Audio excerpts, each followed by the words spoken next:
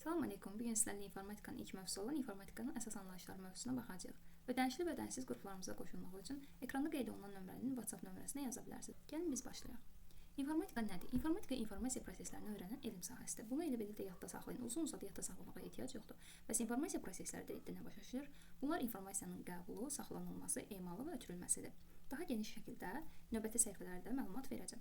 İnformatika elmi ilk dəfə fransızlar tərəfindən gətirilib 1960-cı ildə və müasir adı ilə kompüter science və yaxud kompüter elmləri də adlandırılır. İnformatika, informasiya və avtomatika sözlərinin birləşməsindən yaranmışdır. İnformatikanın elmi istiqamətləri vardır. Bunlar nəzəri informatika, hesablama texnikası, alqoritmləşdirmə və proqramlaşdırma, tətbiqi informatika, eləcə də süni intellekt. İnformasiya almaq və ya almamaq nədir? Ümumiyyətlə informasiya almaq nədir, informasiya almamaq nədir? Biz hansı məlumata informasiya deyirik? Əgər məlumat bizim üçün yenidirsə, bu bizim üçün informasiyadır. Yəni təkrarlanan məlumatlar bizim üçün informasiya sayılmır. Verilən informasiya bilik anlayışları vardır. Bu sıranı elə belə də əzbərləyin. Yəni ilk olaraq verilən gəlir, daha sonra informasiya gəlir, daha sonra bilik gəlir. Verilən ixtiyari məlumatdır. Mənasının olub-olmaması önəmli deyil. İnformasiya mənası olan verilənlər toplusudur. Bilik isə dərk olunan informasiyadır. Burada da nümunədə qeyd etmişəm. Məsələn, belə bir nümunəmiz verilib, biz bundan kitab sözünü çıxartdıq və kitab sözünün izahını verməklə artıq biz bilik əldə etdik. Verilənlərin müəyyən tipləri vardır. 4 tip verilənimiz var. Hesabi tip verilənlər, hansı ki qiyməti rəqəmlərlə ifadə olunur. Mətin tipli verilənlər, qiyməti söz və simvollarla ifadə olunur. Məntiqi tip verilənlər, məntiqi kəmiyyətlərlə, göstərici tip verilənlər isə yaddaş ünvanları ilə ifadə olunur. İnformatika elminin tərkib hissələrinə baxaq. İnformatika elminin 3 tərkib hissəsi var. Hardware aparat təminatı, software proqram təminatı və brain və ya beyin təminatı yaxud alqoritm bölməsi adlanır. Hardware aparat təminatında biz qurğuları, onların işləmə prinsipini, onlardan istifadə qaydalarını öyrənirik. Software hissəsində proqramları öyrənirik. Onlar arasındakı əlaqələr, yenə onların işləmə prinsipləri software hissəsində öyrənilir. Brainware hissəsində isə biz alqoritmləri öyrənirik. İndi gəlin informasiyanın xassələrinə baxaq. İnformasiyanın xassələrinə keçid etməzdən əvvəl gəlin biz əvvəlcə siqnal anlayışı ilə tanış olaq. Çünki siqnal anlayışı bizim üçün vacib hissələrdən biridir. Ümumiyyətlə, məlumatı, informasiyanı ötürməyi təmin edən hər hansı fiziki kəmiyyətin zamana görə dəyişməsinə siqnal deyilir. Siqnallar iki cür olur.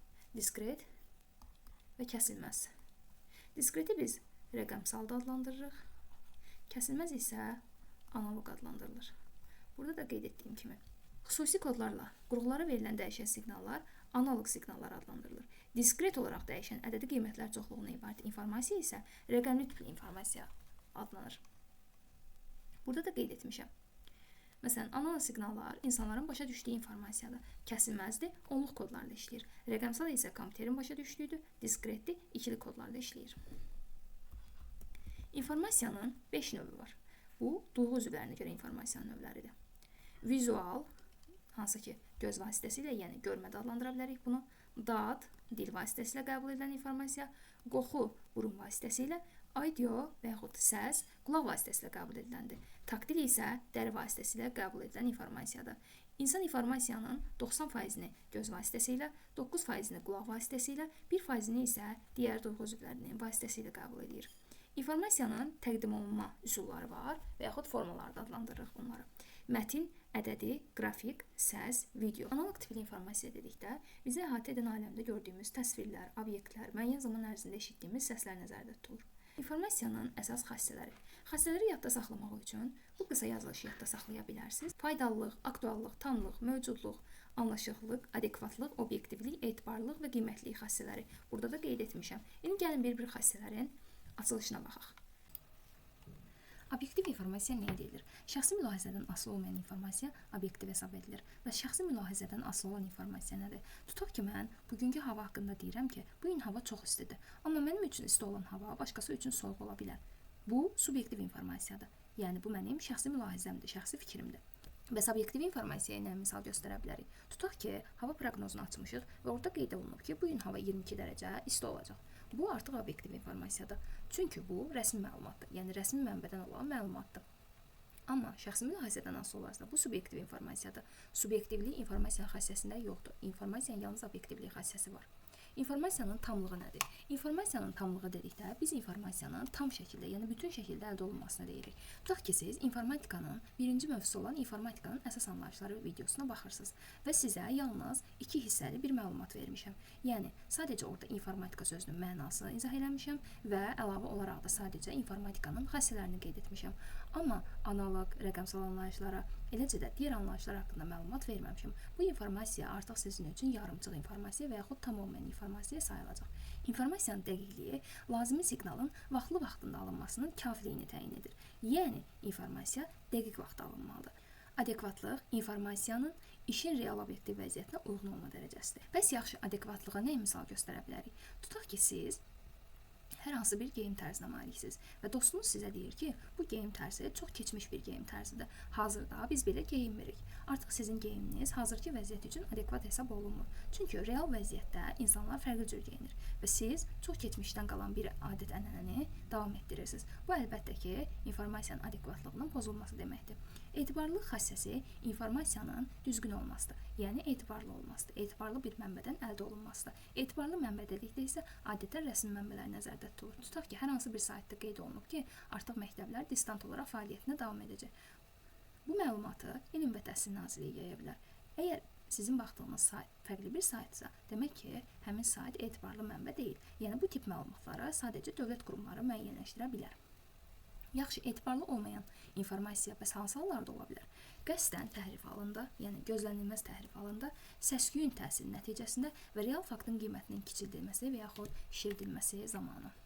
İnformasiyanın faydalılıq xassəsi nədir? İnformasiyanın faydalılıq xassəsi informasiyanın hər hansı məsələnin həllində faydalı roludur. Yəni tutaq ki, mən informasiyadan say sistemləri ilə bağlı bir məsələ həll edirəm. Mən məsələni həll etmək üçün hər hansı bir dostumdan kömək istəyirəm. Lakin dostum say sistemləri ilə bağlı keçid qaydalarını izah etmək əvəzinə mənə başqa bir mövzunu izah edir.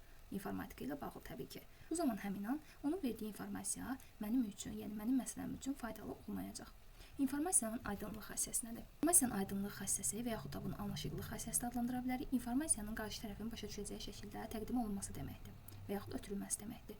Buna nə misal göstərə bilərik? Tutaq ki, 3-cü qrupa hazırlaşan bir şagirdə siz informatikadan qəbul materialı göndərmisiniz. Əlbəttə ki, bu onun üçün anlaşılmaz olacaq. Deməklik xassəsi nədir? Alınan yeni informasiyanın həmin anda onu alana verilən problemin həllində lazım olması deməkdir.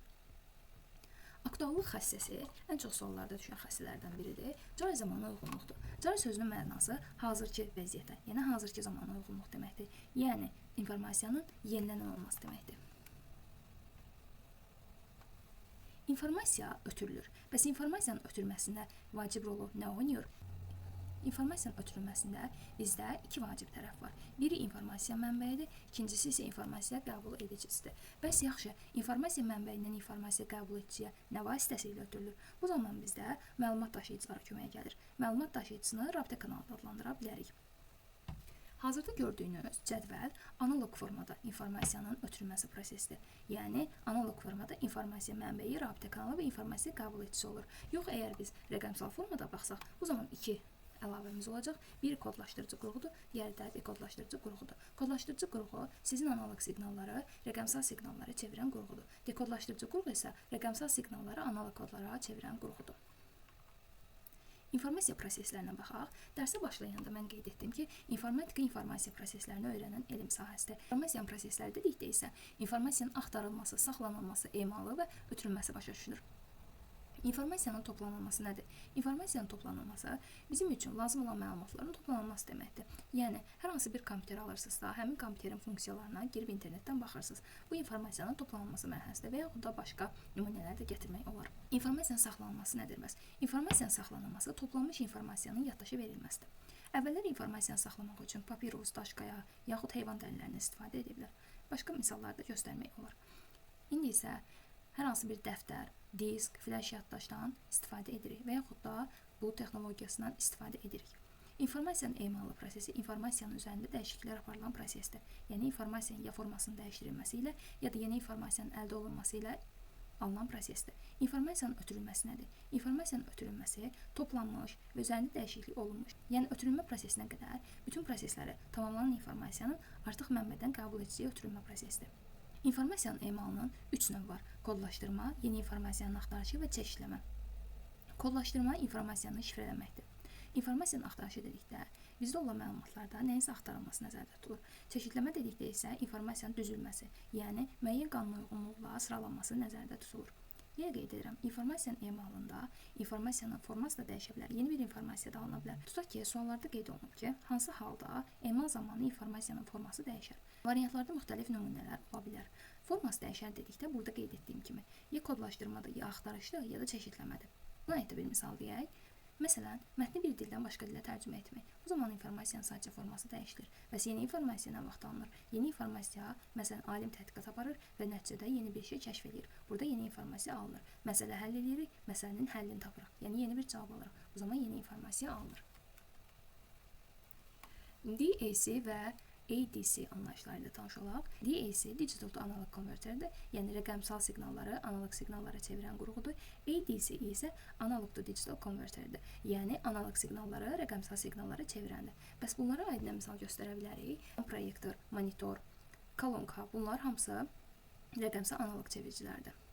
Kompüterdə informasiya kodlar şəklində saxlanılır. Bu informasiyanı kompüterə bizə ötürmək üçün rəqəmsal analog çeviricidən istifadə edir. Bu mouse da ola bilər, kolonka da ola bilər və yaxud hər hansı bir proyektor da ola bilər. ADC nə aid edə bilərik? Yəni analog rəqəmsal çeviricilərə.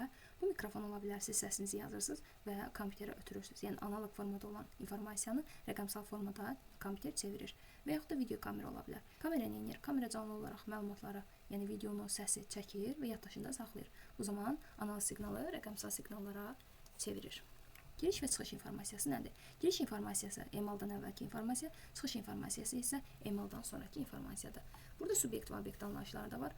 Subyekt informasiyanın emal prosesinə yerinə yetirəndə və yaxud da bunu icraçı da adlandıra bilərik. Üzərində emal prosesi icra olunan isə obyekt adlanır. Burada da baxdığımız məlumatları ümumiləşdirsək, informasiyanın növləri. Bunlar informasiyanın təqdim olunma növləridir. Dedik ki, məntiq var, ədədi var, mətin var, audio var, qrafiki, video və multimedia var. Yox, əgər duyğu üzvlərinə görə informasiyanın növlərini istəsəydi, bu zaman biz deyəcəkdik vizual, dad, qoxu, taktil, audio.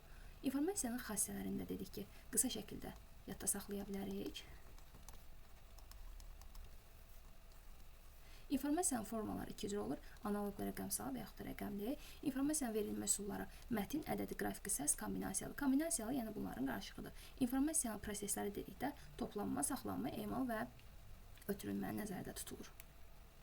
Birinci dərsimiz bu qədər. İzlədiyiniz üçün təşəkkür edirəm. Əgər izahım sizin üçün aydın oldusa, videonu bəyənməyi və kanala abunə olmağı unutmayın. Eləcə də videonu öz dostlarınızla da faydalanması üçün paylaşa bilərsiniz. Qruplara qoşulmaq üçün 070 302 71 12 nömrəsinin WhatsApp-na yazmaqla məlumat əldə edə bilərsiniz. Sağ olun, salamat qalın.